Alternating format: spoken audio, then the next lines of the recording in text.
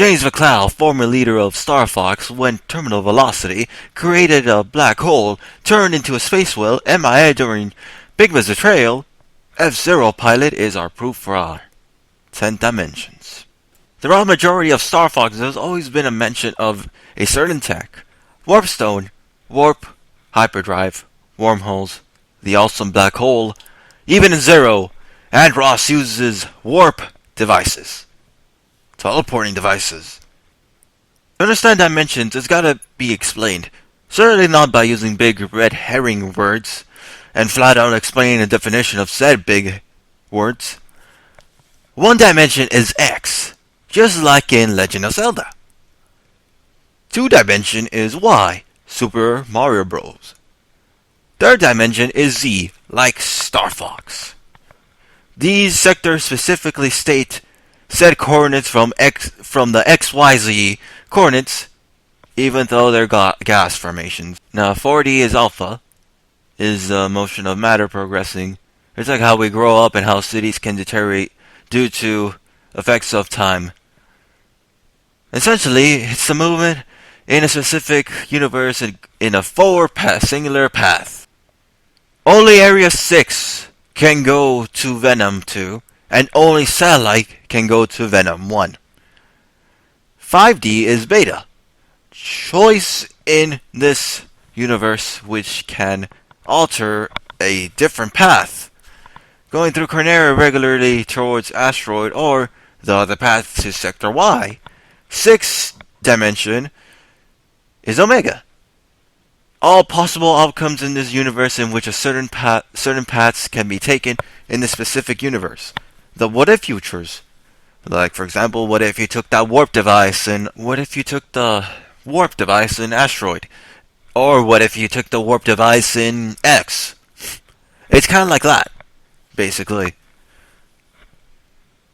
Now, the 7th dimension is easier to explain. It's a line between Starfox and F-Zero.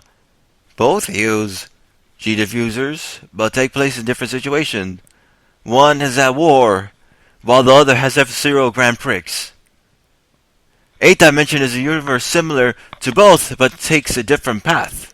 Starfox 1, 64, and 0 are each in the 8th dimension, due to similarities but different events happening. The 10th dimension is Starfox Man, in which every dimension takes place, every choice / path can be taken, reverting back to the beginnings due to 10th dimension being an omniverse. Now, in order to understand the 9th dimension, we need James Mccloud. And ask, why are Starfox 1, 64, and 0 not remakes of one another? In Starfox 1, James is stated to have gone at terminal velocity, accidentally activating a bomb which created the awesome black hole, a wormhole which allows warping to YZ or Venom. James was turned into a space whale in Sector Y due to this incident, and Ross is defeated, going to Starfox 2. In Starfox 64, it is said that James was captured, presumed dead due to Bigma's betrayal.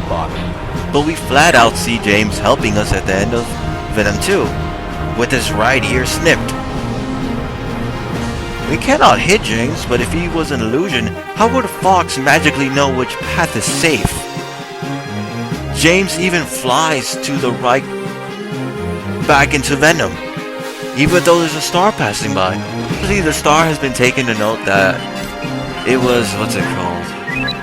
He passed away. But then again, a star like that going at that speed, it looks like it's trying to warp. Like if it's warping somewhere else or it's going to a different area. Who knows? Even in Command, James can physically take down the last boss. Only on Venom. Even if it's non-canon, it only happens when Dash makes a choice. In fact, that's a pretty strong hallucination if somehow Fox is somehow able to take down the Angular Empire just by imagining James Mccloud and having James Mccloud just flat out destroy, what's it called? The Angular Empire. But it only happens in Venom, just like how we saw James over in Venom 2. can be explained. Let's say Andros captured James, tried to corrupt James, failed. By destroying the real Andros in Venom 2, we fret James. He guides Fox outside, then heads towards Dinosaur Planet, where Andros is trying to achieve God status. 5 cheat tokens in Adventures display a message which one of them states, "His life force is strong, his resistance is like a virus. I can hear his breath in every corner of space. He will not only use the evil hearts of others, but he can also corrupt those that are good." Andros is reviving through Krazoa spirits. He corrupted General Scales by giving him a Krazoa spirit, and then taking control of him. And he tried to do the same thing with James Mccloud. A friend who has left still cares about you. The bond of your friendship still remains. He will soon appear before you, and you should accept him with all your heart. Falco's well-timed return. Or it could be that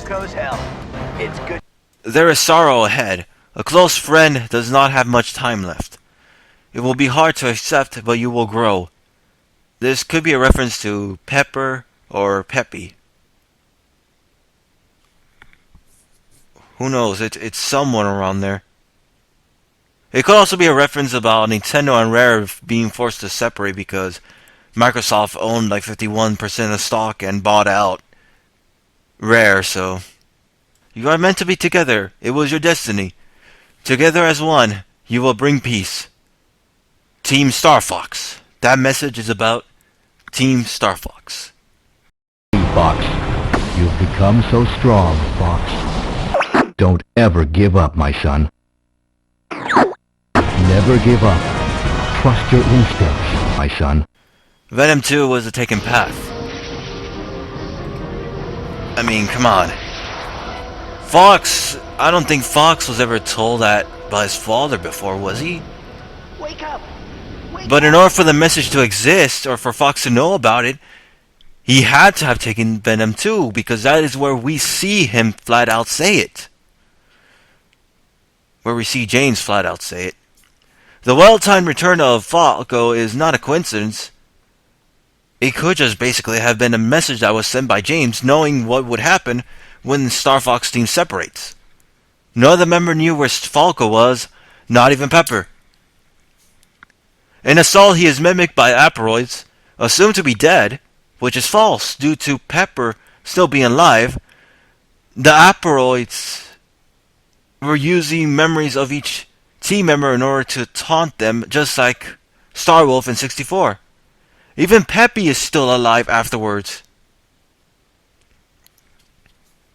Which means the Aperoids were not mimicking the dead, just memories from Pigma, Pepper, and Peppy, who each one of them knew James Mccloud. In fact, how we know that it's the memories is due to the whole fact that James Mccloud is wearing a red scarf, not a yellow scarf.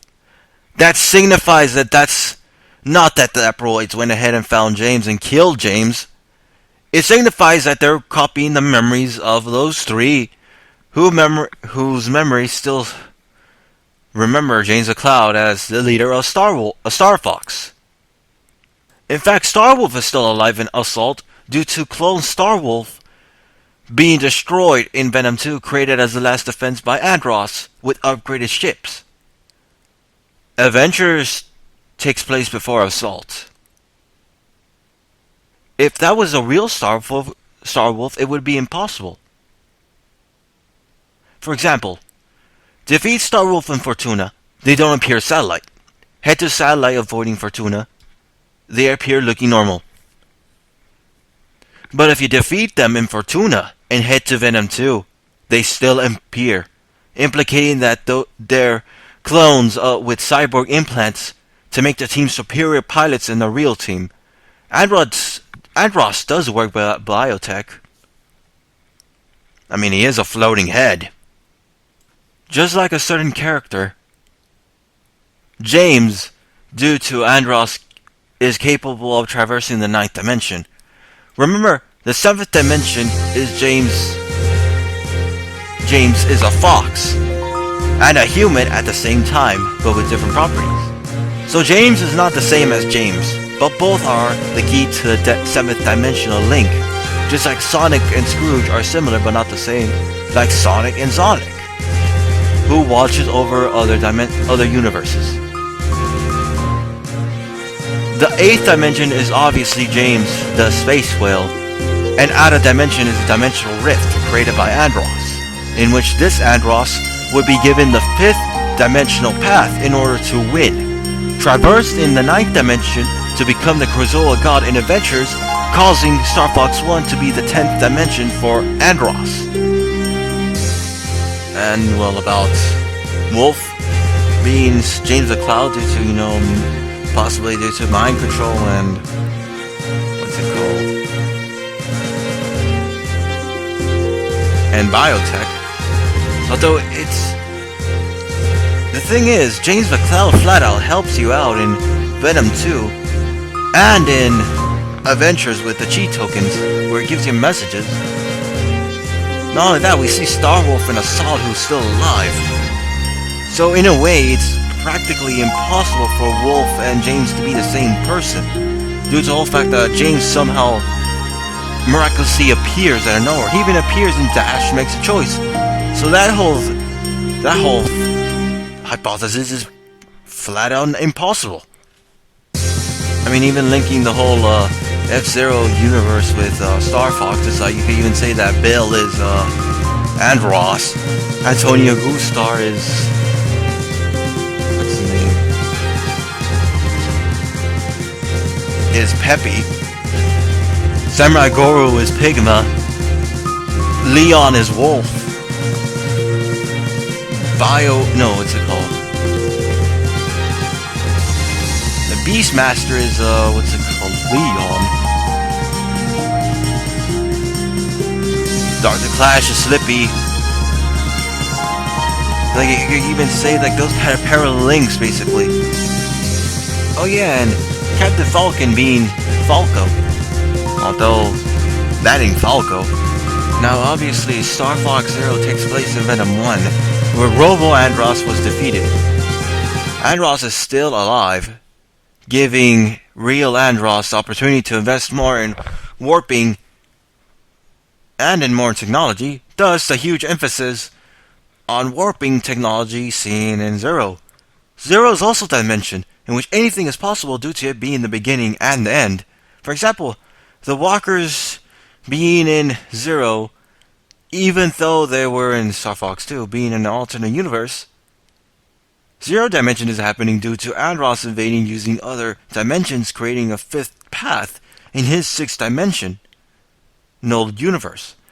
So even though James is shown to be a ghost, it's that he is in the 9th dimension and unable to interact with the Star Fox universe due to being separated from physically being able to stay in the said 6th dimension.